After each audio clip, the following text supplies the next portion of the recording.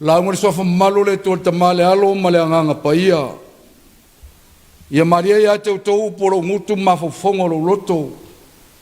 Le riele tol tatu papa male na tongi o laina i tatou. Manatu tongia wa mai le tus faita waso. Mo i tatou, manatu ato le vaiaso. Lo iaina i upu whapea, o le tala le lei a luka. O le tala le lei a luka. So soa nei ma se tasi o whai upu. Sauni mo le ngā luenga tālai. Sauni mo le ngā luenga tālai. Manatu tongia o le so. Fete na inga ma le pule. Fete na inga ma le pule. O le tala lei a luka o lo o mautino lava i mata o le fatu tua. Ia teina ne foi o tamo whainga uma la tau e su e tu spa ia. Ina ia vātou, ina tātou vā ai i mea whaitino.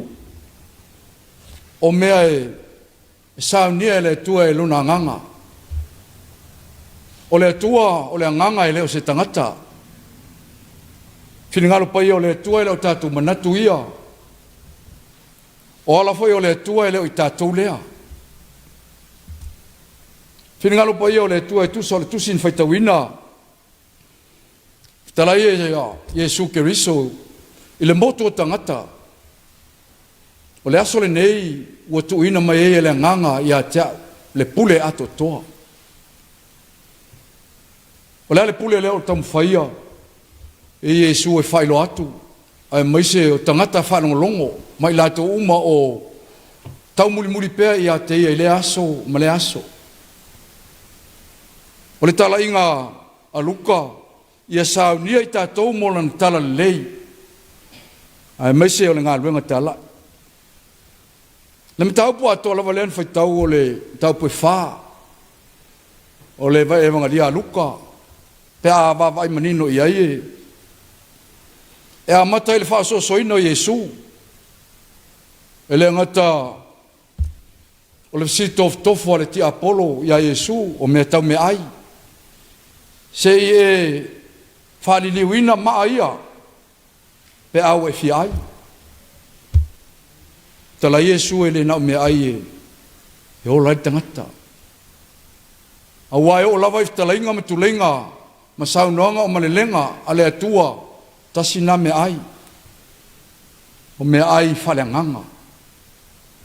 Toi tamu whai atu le ti Apollo i le whaososonga lona lua. O vava ai atu le ti Apollo i le matanga o fio le lalolangi. Ua whapea mai upo le ti Apollo i nā i foi mai i a tea. A ua au te avatua i a te oe le matanga o fio lea. E whai ma oe. Tala Jesu e nā o le atua e ifo i ai. Tō tasi lava le atua e ifo i ai tangata uma. Mawe nunga le malu malu. Mau whapea o nā whai atu i eriti Apollo i nā oso i le lo. O leo Apollo ai le atua i ana angelu e sapsapaia ma sapsapo.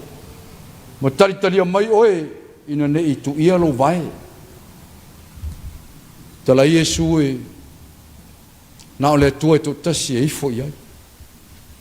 Nā o le atua fo e saunia me silsili o me le lei me matangofie mo i tātou.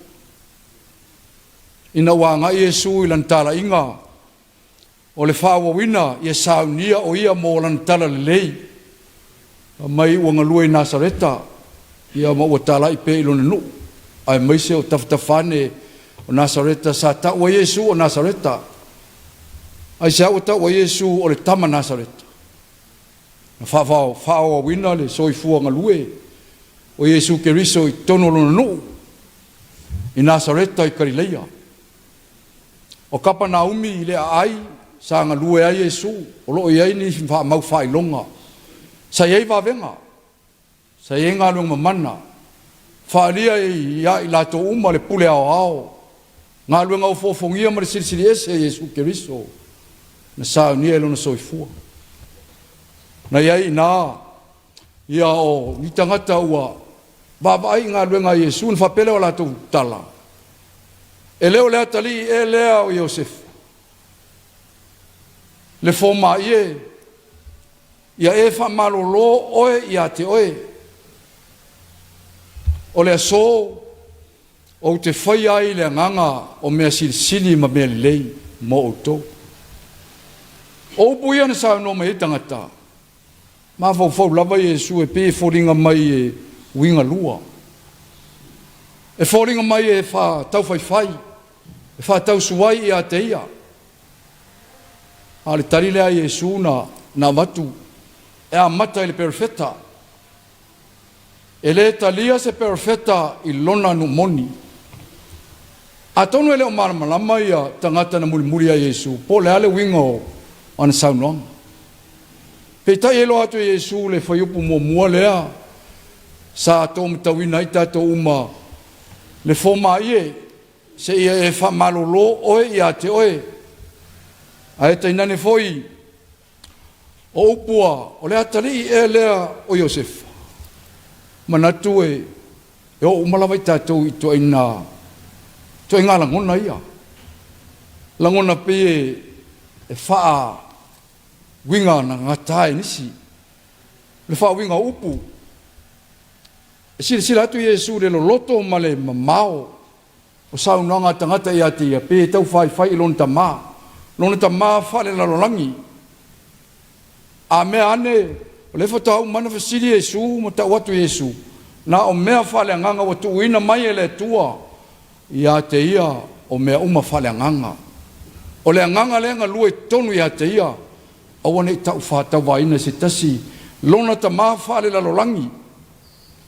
Awane i pe whoringa mai e ulangia Yesu. O wawenga ian whaia. E whapena whole lato tali mai e pe o na whapea mai. Le fōma ie. Ia e whamalolo oe ia te oe. O le winga le tali a Yesu. Ia matualo loto le vai au tau. Au atou te tau whai. O le winga fo le fōma i o tau mwhai Yesu e mamori atu.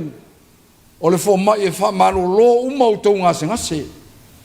Tu ato e le nganga mana mawhau. O le wha mamafa Yesu, awane a vea le tofi fo mai. E wha pea e tau ai le tū tangata. O ia o le fo mai. Nana sau e wha malolo oe ia te oe. Leo e ase tasi wha pea mai. Ua lātou sira fia o le atua lea. Lea lātou tau tala iai wha pea. O whtale fo Yesu, lei lava se perofeta e talia i tono nunu. Aisea. O tō winga ia, o tō tala ia e whai il perfeta, e solo mua ia te o tōu, a wala e lema whai ai, o na whai e se perfeta se wāwenga, mo tonu le tonu. Whai lole Yesu ke riso le isi whatusa, nei a matua mawaa mausalilo na whiringalo, aua te ulangia le atua, pe aua foi te whatau suwai le atua ma na upu, aua upu le atua, e le o upu ia le tangata. Ua whai e Yesu Keriso le si whatusa, ia po le si foi ata atoa le o langa o tātou. Whamaisa ia whawhine uotia lātou tane i te tono Israelu le fia se fulu, fia afe o tausanga.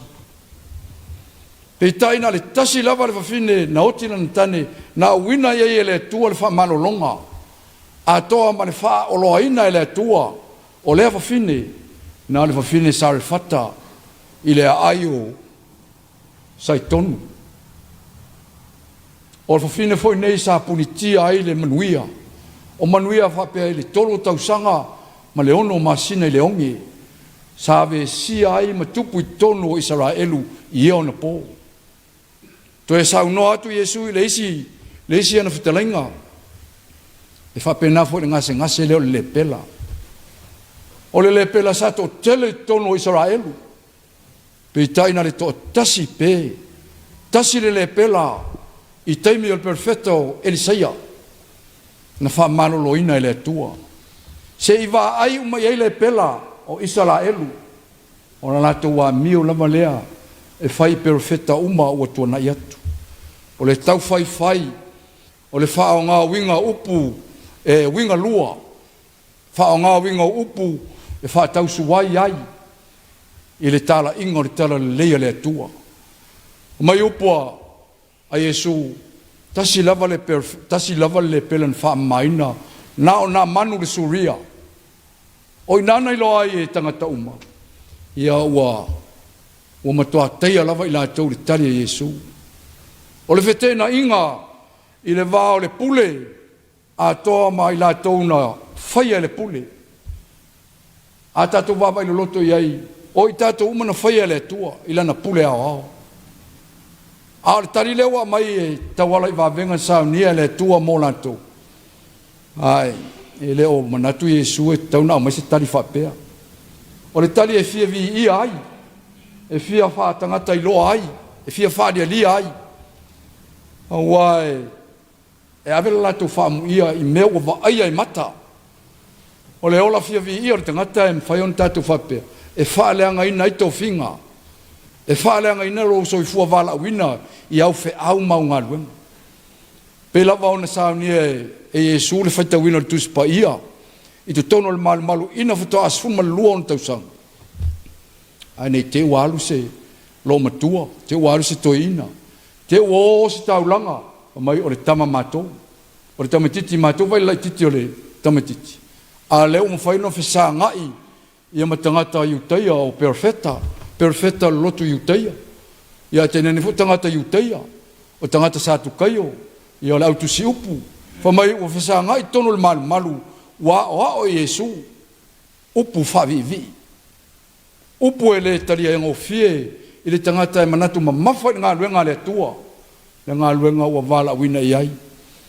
O wane i whao ngā ina ni upu, pe tau whai, i le atua, i a male tātou whisanga inga male atua. A le alena whetala i Yesu le amtanga, ua ia tau le nganga, o le nganga foi lena u whai e mea uma i Kapanaumi, a ua whai mailinu. Ia e whai mea uma na mātou whalongo i ai na e whai e Kapanaumi, i tu tonu lo nuu. Ma Yesu aua. Aua e le taria ina se perfetta i lona no moni. Aisea. O winga o tangata. O winga o tangata e whapena. E whaasiri tofo inisi o taimi. Pe e whaasiri au pule. E whete nai ma le pule. Aua o Yesu ke riso. O lea tua lava na ia whaia le pule ao ao malamba. Na whaia le langi, male lalo langi le na pule ao ao. O lea le fe au mo tātou Samoa.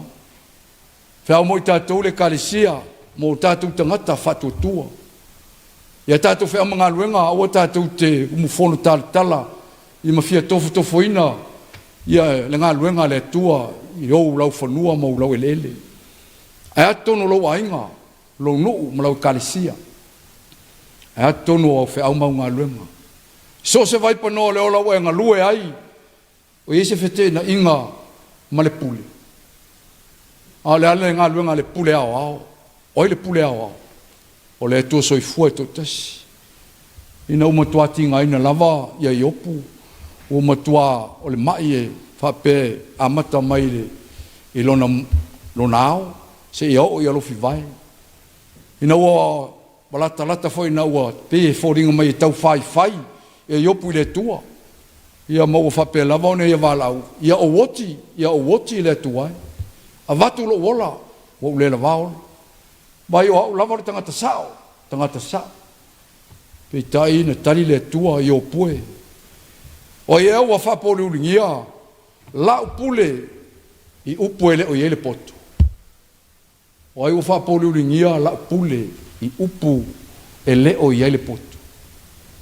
Whape nalfini ngalo Yesu, o le whete na inga o pule i ili melea o tātou o i aile whaitawinga o le evangania luka o le whe au mo tātou.